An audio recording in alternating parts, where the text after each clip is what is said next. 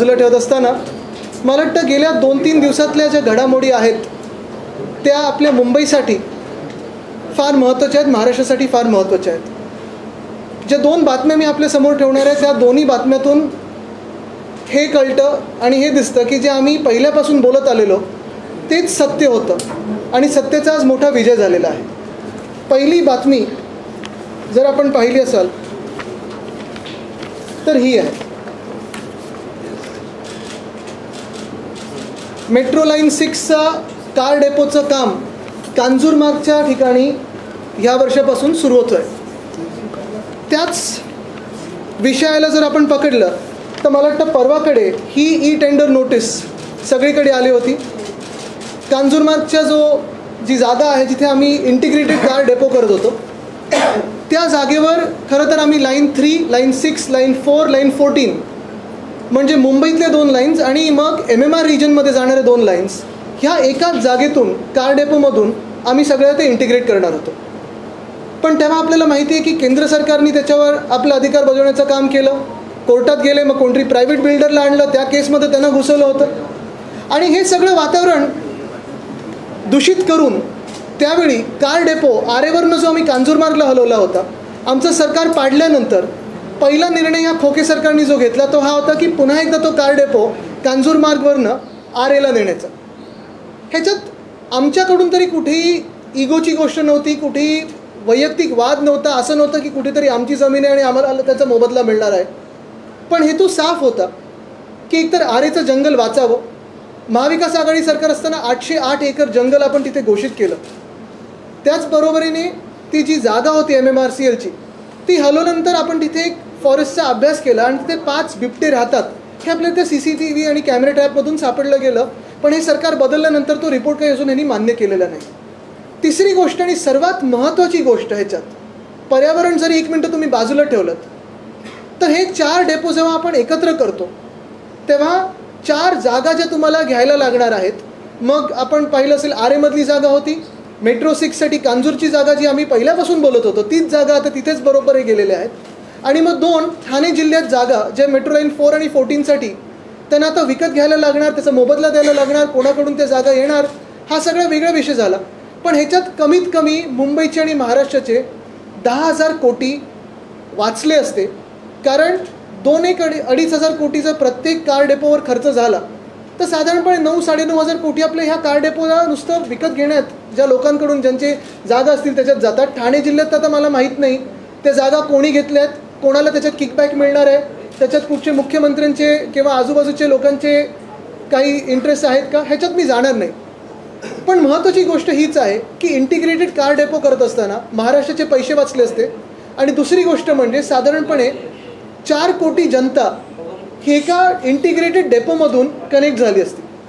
पण आज आपण पाहताय की कुठेही प्रशासनावर काही पकड नसताना जी घटनाबाह्य मुख्यमंत्री काम करत आहेत, कोणाच्या तरी दबावाखालती, मग त्यांचे मित्र असतील, कॉन्ट्रॅक्टर असतील, बिल्डर असतील, मला माहीत नाही, पण 4 जागा 4 वेगळ्या डेपोसाठी म्हणजे 4 कॉन्ट्रॅक्टर्सना काम आणि मग परत ह्याचं रेग्युलर मेंटेनन्स सर्व्हिस वगैरेसाठी परत कॉन्ट्रॅक्ट काढायचं म्हणजे 4 अजून लोकांना वेगळं काम. हे नुसतं कॉन्ट्रॅक्ट करत जर आपण पाहिलं तर ह्याच्यात आपल्या राज्याचं हित कोणी पाहत नाही आहे.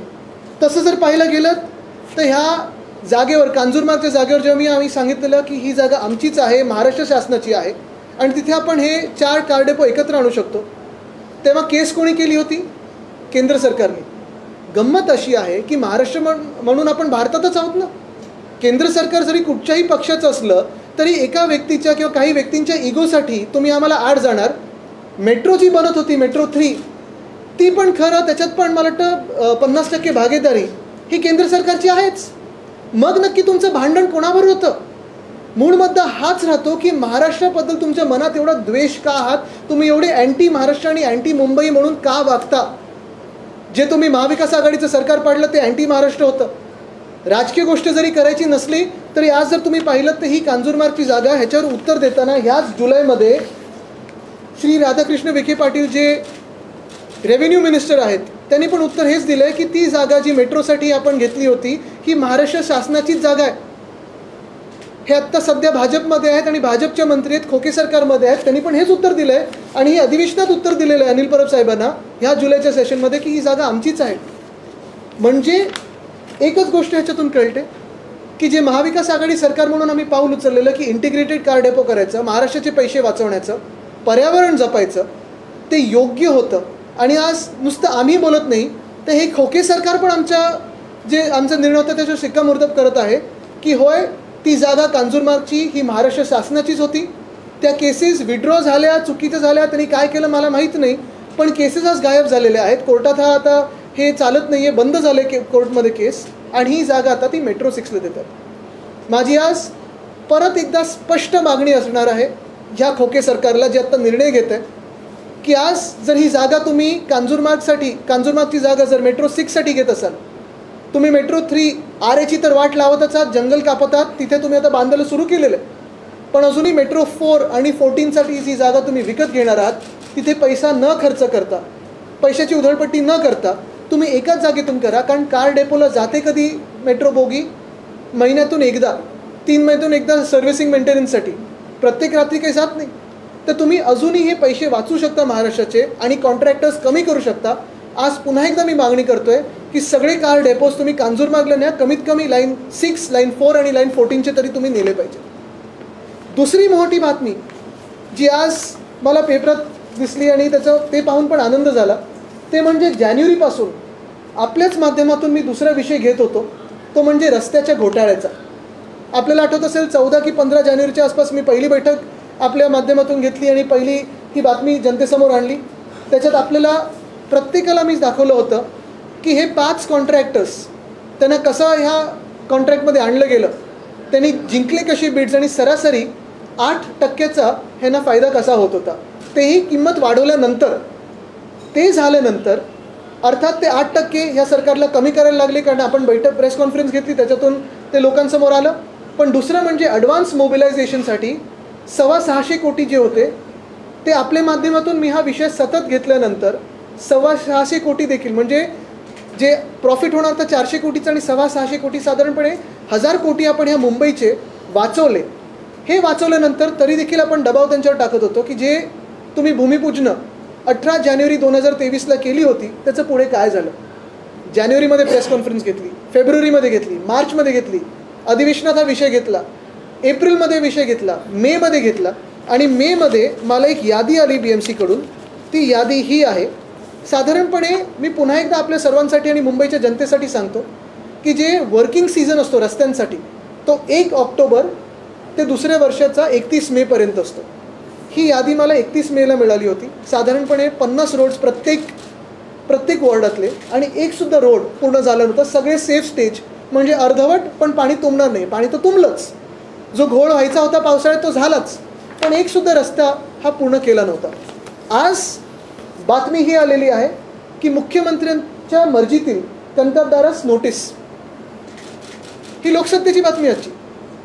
म्हणजे जे मुख्यमंत्र्यांचे कॉन्ट्रॅक्टर्स आवडते जे मी सतत सांगत होतो ते आज ह्या बातमीतून पण कळलेलं आहे. तसंच मला वाटतं टाइम्स ऑफ इंडियामध्ये पण बातमी आलेली आहे. पण दक्षिण मुंबईतले शहरातले रस्ते ज्या मोठ्या पॅकेटमध्ये एका कॉन्ट्रॅक्टरला गेलेले, परत एकदा मी कॉन्ट्रॅक्टरचं नाव घेणार नाही, पहिल्यापासून घेतलं नाही 5 कॉन्ट्रॅक्टरचं नाव, कारण कॉन्ट्रॅक्टरचं आपलं देणं घेणं नाही. मी हा लढा कॉन्ट्रॅक्टर्सच्या विरोधात नाही, कारण कॉन्ट्रॅक्टर्स तुम्हाला कामाला लागतातच, पण हा लढा ह्या सरकारमध्ये जो 100% भ्रष्टाचार चाललेला आहे त्याच्या विरुद्ध आहे. मुख्यमंत्र्यांतल्या मर्जीतली म्हणजे नक्की काय हो, त्यांनी निवडलेले कॉन्ट्रॅक्टर्स जसेही असतील तसे. पण आज त्या शहरातल्या कॉन्ट्रॅक्टरला नोटीस गेलेली आहे, 15 दिवसाची टर्मिनेशनची नोटीस, की आम्ही तुम्हाला रद्द का करू नये. मला जे सांगण्यात आलं, काही अधिकारी मला सांगत होते त्यांची नावं घेत नाहीत, नाही तर त्यांनाच नोटिसा निघतील किंवा त्यांच्यावर धाडी पडतील. पण त्यांनी पण सांगितलं होतं की पावसाळ्याच्या आधी पण ह्या लोकांना नोटिसा जाणार होत्या, पण कुठच्या तरी कोणीतरी नातेवाईकांनी वगैरे काही सेटलमेंट केलं असेल आणि CMOतून फोन आला होता की हे आता कॉन्ट्रॅक्ट रद्द करू नका. पण आज आपण पाहतोय की दक्षिण मुंबईतलं कॉन्ट्रॅक्ट हे रद्द होण्याच्या मार्गावर आहे. आता 2 गोष्टी होऊ शकतात. 15 दिवसाची नोटीस असते, कदाचित 15 दिवसात सेटलमेंट होईल आणि ही नोटीस मागे घेतली जाईल, किंवा नाही तर ह्या कॉन्ट्रॅक्टरवर कारवाई होईल, पेनल्टी भरायला लागेल आणि ब्लॅकलिस्ट होतील. मूळ प्रश्न हाच राहतो की जी मी पहिल्या दिवसापासून सांगतोय की हा घोटाळा आहे. आज सिद्ध होतं आहे की हा घोटाळा आहे आणि मुख्यमंत्री महोदयांना जे घटनाबाह्य आहेत त्यांना काम करता येत नाही. जे प्रशासक बसलेत त्यांना पण मी विनंती करतो, माझ्यासोबत इथे 2 माजी महापौर बसलेले आहेत, कधीतरी ह्यांना पण विचारत जा, कारण 25 वर्ष मुंबई जी सांभाळलेली आहे ती ह्या सगळ्या नगरसेवकांनी आणि महापौरांनी सांभाळलेली आहे. आपण गेले 2-3 वर्ष जो काही प्रशासक म्हणून काम करता, गेले 1.5 वर्ष आणि त्याच्या आधी म्युन्सिपल कमिशनर म्हणून, कुठेतरी ह्या लोकांचा एक्सपिरियन्स तुम्ही हाती घेतला पाहिजे. कारण हे जसं झालेलं आहे तसंच प्रत्येक रस्त्याचं होणार आहे. आज तारीख काय हो? 13 ऑक्टोबर. बरोबर आहे, म्हणजे 1 ऑक्टोबरला जी रस्त्याची कामं सुरू व्हायला पाहिजे होती ती झाली आहेत का? नाही झाली आहेत. म्हणजे जर आजपासून कामं जर सुरू झाली नाहीत रस्त्यांची, तर तुम्ही कामं सुरू करणार कधी आणि ती संपवणार कधी? बरं, नवीन कामं कधी घेणार? आता हे जर कॉन्ट्रॅक्ट रद्द झालं तर मग तुम्ही ह्याच मोठ्या कॉन्ट्रॅक्टरना देणार की जे जुने कॉन्ट्रॅक्टर मुंबईत काम करत होते त्यांना तुम्ही देणार? आणि हे सगळं करायला तुम्हाला टेंडर शॉर्ट नोटीस जरी काढली तरी 2 आठवडे तर द्यायला लागतील. म्हणजे जाणार हे काम नोव्हेंबरपर्यंत, टेंडर उघडेपर्यंत डिसेंबर उजाडणार. पुन्हा एकदा तीच स्टोरी होणार की जे मागच्या वर्षी झालं ते ह्या वर्षी होणार, की 2 वर्ष अशी जातील मुंबईची जिथे रस्त्याची कामं झालीच नाही. का? तर जे करप्ट मॅन आहेत, CM, त्यांचे आवडते बिल्डर, त्यांचे आवडते कॉन्ट्रॅक्टर, त्यांच्या मर्जीवर आज मुंबई महानगरपालिका असेल, इतर महानगरपालिका असतील, चालत असतील. आणि हे नुसतं मी मुंबईचं बोलतो आहे, अजून नागपूरचं, नाशिकचं, ठाण्याचं, पुण्याचं हातात आलेलं आहे सगळं काम. पण आज आपल्याच माध्यमातून मी पुन्हा एकदा जनतेला सांगेन की शिवसेना ही मुंबईसाठी जे काम करत आलेली आहे, महाराष्ट्रासाठी जे काम करत आलेली आहे, आम्ही महाविकास आघाडी म्हणून जे काम केलं हे आपल्या समोर आहे. काही बारकाई आम्हाला पण माहिती असतात, कारण गेले अनेक वर्ष आम्ही या मुंबईच्या कामांमध्ये नीट जपून जोपासून काम करत आलेलो आहोत. रात्री अपरात्री आम्ही मुंबईचे रस्ते इन्स्पेक्शनला बघायला गेलेलो आहोत. आणि जिथे आम्ही सांगतो की हे चुकीचं होतं आहे, ह्या घटनाबाह्य सरकारने थोडं तरी ऐकून घ्यायला पाहिजे. जर त्यांच्या मनात घोटाळा करायचाच असेल तर करू शकतात. कर्नाटकाचं सरकार आपण पाहिलं, 40% सरकार होतं. आज मुंबईमध्ये, महाराष्ट्रामध्ये जे खोके सरकार चाललं आहे त्याचा जन्मच खोक्यातून झालेला आहे आणि 100% करप्ट सरकार आपल्या डोक्यावर बसवलेलं आहे. मी पुन्हा एकदा ह्याच सरकारला प्रश्न विचारीन की हा भ्रष्टाचार आणि हा द्वेष मुंबईबद्दल, महाराष्ट्राबद्दल तुमच्या मनात एवढा का आहे की काही झालं तरी महाराष्ट्राचं नुकसान करायचं, मुंबईचं नुकसान करायचं? काय बिघडवलं आहे तुमचं या मुंबईने आणि महाराष्ट्राने जो तुम्ही एवढ्या द्वेषाने बदला घेताय मुंबई आणि महाराष्ट्राचा? ह्याच्यावर तुम्हाला काही प्रश्न असतील तर तुम्ही नक्की विचारू शकता. आज सुप्रीम कोर्टामध्ये महत्त्वाची तारीख सुप्रीम कोर्टाने पेठ विधानसभा अध्यक्षांना ताशेरी मारलेले आहेत. मी जो टाइम टेबल दिलेला आहे ते काही मला पटणार नाही आहे. टाइम टेबल 17 तारखेला द्यावं आणि त्यानंतर 2 महिन्यात तुम्ही दिलं नाही तर 2 महिन्याच्या आत आम्हाला निकाल लावण्यासंदर्भात मला नक्कीच. पण तुम्ही एक बघा, 1.5 वर्ष हे सरकार चाललं आणि जे 2 घोटाळे तुमच्या समोर आणले, स्ट्रीट फर्निचरचा 3रा स्कॅम आहे, सॅनिटरी पॅड वेंडिंग मशीनचा 4था स्कॅम आहे, पुणे रिव्हरफ्रंट डेव्हलपमेंटचा 5वा स्कॅम आहे. 1.5 वर्ष ह्या घटनाबाह्य सरकारच्या खालती हे सगळे स्कॅम होत चाललेले आहेत, घोटाळ्यांवर घोटाळे चाललेले आहेत. आणि मी हवेतलं बोलत नाही, हे सगळे पुरावे आहेत माझ्याकडे, आकडे आहेत आणि हे सगळे आतून आलेले आहेत, लोकांनी दिलेले आहेत मला आकडे.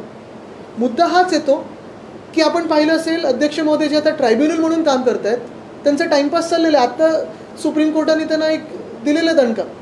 पण हीच आता इच्छा राहील की लवकरात लवकर न्याय मिळो, कारण महाराष्ट्राची जनता त्रस्त आहे आणि हे घोटाळे आपल्या लोकांसमोर येतात. किती अजून घोटाळे आम्ही सहन करायचे?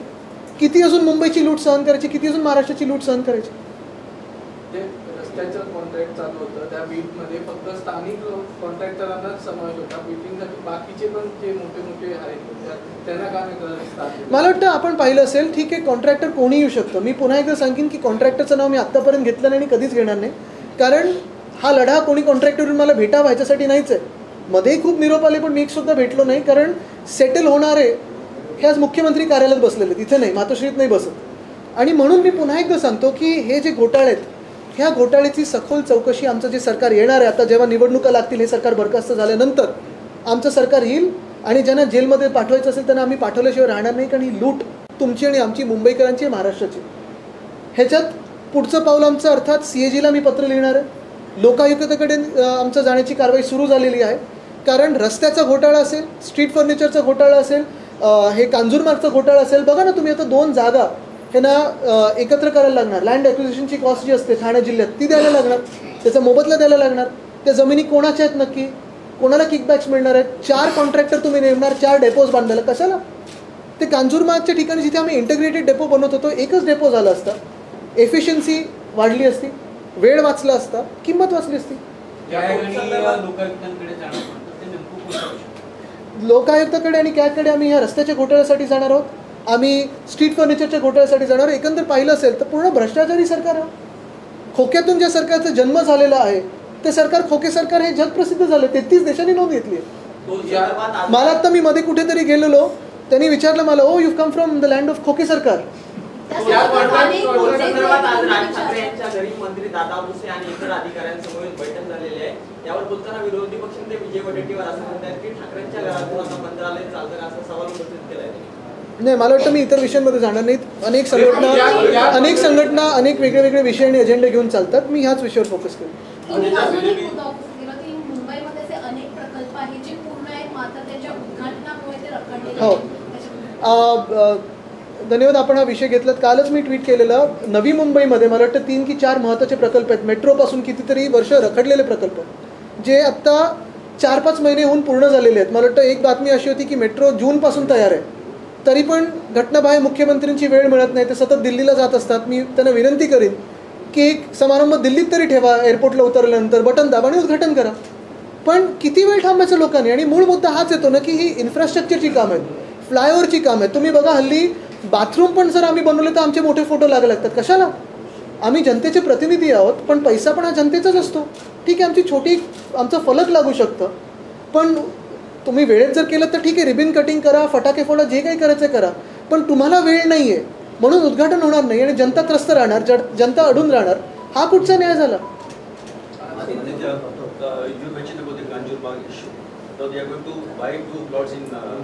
Exactly. What prevents you from filing a PL to stop this nonsense which is happening? I believe the most important thing for me as someone in the opposition is to expose the scams of this Koke Sarkar. The first thing that has come out in yesterday's newspaper is about the work that will start at Kanjurmarg for the Metro Line 6. Now if you see, Metro Line 6 Kanjurmarg issue has been pending since almost 2020. We have been saying that this from day one, that this land belongs to Maharashtra, government of Maharashtra. We wanted an integrated depot of Metro Line 3, 6, 4 and 14, from where you could connect almost 3.5 to 4 crore people of Mumbai and MMR together, increasing the efficiency of metro, reducing the cost by almost 10,000 crores and reducing time being wasted on building this. Today what this illegal government, illegal regime in Maharashtra has done, it has created one car depot in RA, which is against environment. The other car depot now at Kanjur, the cases have magically disappeared, the litigants have disappeared. The government of India suddenly feels that this land also belongs to the government of Maharashtra, when funnily enough in Metro 3, government of India is a part of Metro 3. It is a stakeholder in Metro 3. And then 2 more land acquisition parcels will be taken up in Thane district. Now the question to be asked is, who own the land there? Who will get the kickbacks? And why spend so much money when you can actually have an integrated depot in Kanjurmarg itself? The question is about the pendency in Lokayukta. As you said that you will be taking up this issue with the Lokayukta, but we know that issue of pendency is there. So my question, it's a repeated question because every time I ask you why Aditya Thackeray Shiv Sena or Yuva Sena is not approaching court with this kind of cases, because every time you have said that we will approach, but since March you have not approached. Absolutely, because we have hope that we will exhaust other resources first before we approach the Honorable Court. We go to the Honorable Court only as the last means. We will approach the Lokayukta, Honorable Lokayukta and CAG on this. We have been raising this issue as elected representatives and we hope to get justice. Very soon you will see that this illegal regime will fall, will have to be dissolved.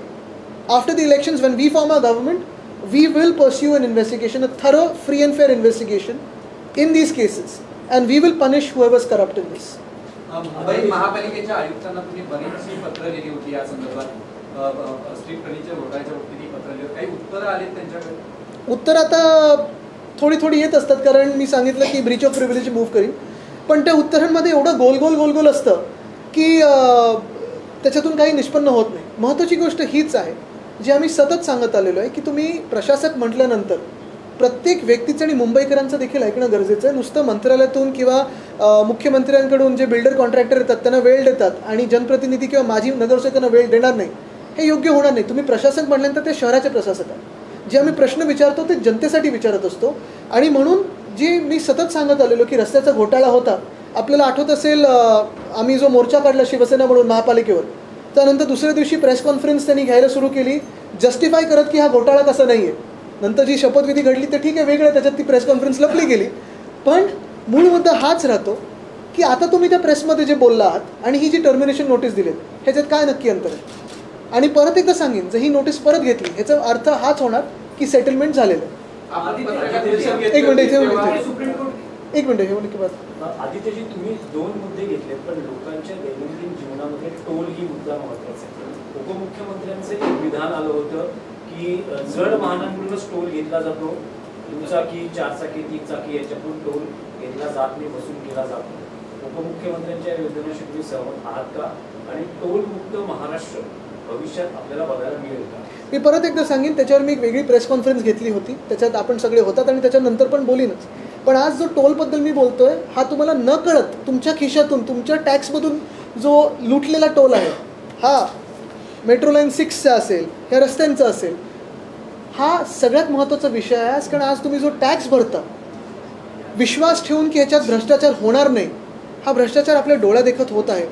आणि तो आज या नोटिसा काढून किंवा तिथेच बनवून हे सरकार मान्य करत आहे. मला वाटतं हा खूप मोठा विषय. एक मिनिट मागे जाऊन जहाँ पे सुप्रीम कोर्ट के अध्यक्ष ने काफी नाराजगी जिस प्रकार से राहुल गांधी पर फैसला ले रहे हैं, उन्होंने समय सीमा तय करने की बात की और 2 महीने के भीतर इस पर फैसला लिया. बिल्कुल, जो कार्रवाई शुरू है आज, अगर आप देखें तो स्पीकर साहब अभी सिर्फ स्पीकर नहीं है, अध्यक्ष महोदय नहीं है, लेकिन वो अभी ट्राइब्यूनल के रोल में काम कर रहे हैं. यही उम्मीद रहेगी कि वो फ्री और फेयर काम करें, लेकिन टाइम बाउंड काम करें, मर्यादित समय में काम करें, ताकि न्याय मिले.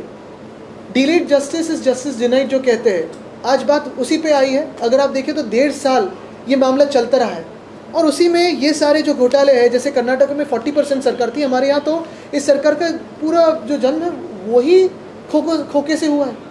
100% भ्रष्ट ये सरकार बनी हुई है. और बात यही होती है कि कितने दिन जो संविधान के खिलाफ ये कार्रवाई चल रही है इस सरकार की, ये सरकार भी नहीं मानता, मैं तो रेजिम कहता हूँ इसे, कितने दिन चलेगी. और हमें यही अपेक्षा है कि यहाँ के जो अध्यक्ष महोदय है वो जल्द से जल्द निर्णय ले, या फिर हम सीजे साहब के पास वापस जाने वाली है. आज अगर आपने कार्रवाई देखी तो स्पष्ट होगी कि उसमें भी जो नाराजी उन्होंने जताई है वो सारी जनता जता रही. 6,000 कोटीचा प्रोजेक्ट होता, त्यातली 10% रक्कम देण्यात आली होती, मात्र कामाला अद्याप सुरू नाही झाला. नाही, ती अडली. आपण प्रेस कॉन्फरन्स घेतल्यानंतर ॲडव्हान्स मोबिलायझेशन अडला. आपण प्रेस कॉन्फरन्स घेतल्यानंतर साधारणपणे जो 8%चा आहे ना प्रॉफिट होणार होता, अबव रिवाइज एस्टिमेट कॉस्ट, तो अडला. 1,000 कोटी आपण वाचवले मुंबईचे. कॉन्ट्रॅक्टरना फाईन देखील लावण्यात आलं होतं. काय आहे की फायदा नाही झाला म्हणून किकबॅक नाही मिळणार म्हणून काम सुरू नाही झाले. पण तुम्ही विचार करा, स्वतःच्या स्वार्थासाठी मुंबईचे रस्ते रखडून ठेवणं हे किती योग्य आहे. मुंबई महापालिकेच्या संदर्भातला प्रश्न आहे. मुंबईच्या सुशोभीकरणासाठी ज्या ठिकाणी पद्धती आहेत तिकडे ॲडिशनल निधी सुद्धा लावले जातात, पण आपल्या सरकारच्या काळामध्ये कोळसा जो होता त्याचा प्रश्न उपस्थित झाला होता. आगामी काळामध्ये हे जे निधी ॲडिशनल लावले जाते त्यामुळे मुंबईवरती वीज पुरवठा किंवा वीज निर्मितीचं संकट येऊ शकतं. त्याच्यावर हातात जे काही पेपर आलेले आहेत त्याच्यावर आपण प्रेस कॉन्फरन्स घेऊच, कारण हे ब्युटिफिकेशनच्या नावाखाली जो मोठा घोटाळा झाला आहे आणि हे G20चा पण, ते सगळे कागदपत्र हातात आलेले आहेत, त्याच्यावर लवकरच आपण बोलू. मनोज जरांगे पाटील यांनी सरकारला दिलेली 40 दिवसाची मुदत संपत आलेली आहे. काल बोलताना मंत्री छगन भुजबळ असं म्हणाले की मराठा समाजाच्या सभेसाठी जवळपास 7 कोटी रुपये कुठून जमवले, असा प्रश्न त्यांनी उपस्थित केलेला आहे. कसं बघता उद्या जालन्यामध्ये जवळपास 150 एकरवर जरांगे पाटील कार्यकर्त्यांसमोर मी सभा घेत आहेत. परत एकदा सांगेन की मी जास्ती विषय दुसरीकडे नेणार नाही. हा विषय महत्त्वाचा आहे आणि आम्ही ह्याच्यावर बोलत असतोच. आत्ता पण मी छत्रपती संभाजीनगरमध्ये असताना ह्याच्यावर बोललो होतो. नुसतं एकच आहे की ह्याच्यात खरा जनरल डायर कोण, लाठीचार्ज करणारा, हे पण आम्हाला कळलं नाही. खारघरचा रिपोर्ट सादर झाला आहे, समोर कधी येणार. पण आज मी परत एकदा विनंती करेन आपल्याला की हे 2 महत्त्वाचे विषय आहेत. कारण मी जे काही आधीपासून, म्हणजे एकतर विषय कांजूरचा आम्ही महाविकास आघाडी सरकार असल्यापासून, आणि दुसरं म्हणजे ह्या जानेवारीपासून आम्ही ओढत आलेलो आहे आणि मी आपले आभार मानतो की आपण पण तेवढंच ह्याला वेळ आणि स्पेस देत आलेला आहात. कारण हा विषय जरी हे वरती घराघरा फिरणारे मुख्यमंत्री असतील, मंत्री असतील, त्यांच्या दुनियेत खुश असतील कॉन्ट्रॅक्टर्सच्या आणि बिल्डर्सच्या, हे विषय आपल्याला रोज भेडसावणारे विषय आहेत.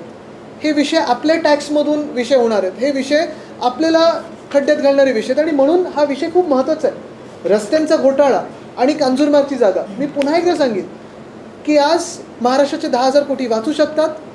3 तरी कार डेपो ह्या कांजूरमार्गला 102 एकरमध्ये होऊ शकतात. कदाचित त्यांचा हा विचार असेल की कांजूरमार्गमध्ये पण एक छोटं स्टेशन करावं आणि उरलेली जी जागा आहे ती बिल्डर मित्रांना ट्रान्झिट ओरिएंटेड डेव्हलपमेंटच्या नावाखाली देऊन टाकायची. ज्यांचं म्हणणं 15 हेक्टर जागेतच ते पण 102 एकर असताना तुम्ही कशाला 15 हेक्टर म्हणजे बाकीचे काय बिल्डरांच्या घशात घालणार आहे का? त्यांनी मेट्रो 4 आणि बाकीच्यांसाठी तर ठाण्यात घेत आहेत. मूळ मुद्दा हाच आहे की चला ठाण्यात तुम्ही चारी करायच्या ठाण्यात चारी करा, पण एकत्र जर केलं तर एका नोडल पॉईंटमधून तुम्हाला 3.5-4 कोटी जनतेला केटर करता येतं, तेवढी जनता जोडता येते. Mumbai east west north south आणि MMR प्लस रिपेअर मेंटेनन्स सगळं एका ठिकाणी येतं. तिथूनच BSTचं तुम्ही डेपो करू शकता. अर्बन प्लॅनिंगच्या माध्यमातून तुम्ही हे काम घडवू शकता. उरण हे ठिकाण आहे जे देशातलं सगळ्यात जास्त वायू प्रदूषण असलेलं ठिकाण आहे असं घोषित झालं आहे आणि आपण देखील पर्यावरण मंत्री आज मुंबईतला स्मॉग बघा. I want to ask you one question. The law and order situation under this government has gone for a toss. This morning in Kashmir, during daylight, somebody came to open fire at the shopkeeper. And recently, Hotel Marine Plaza at Marine Drive, prime location, costing about 500 rupees. Because with pressure from the underworld, tapes are there. That hotel is sought to be taken over by some vested interests for 8 lakhs. Hotel with 500 rupees.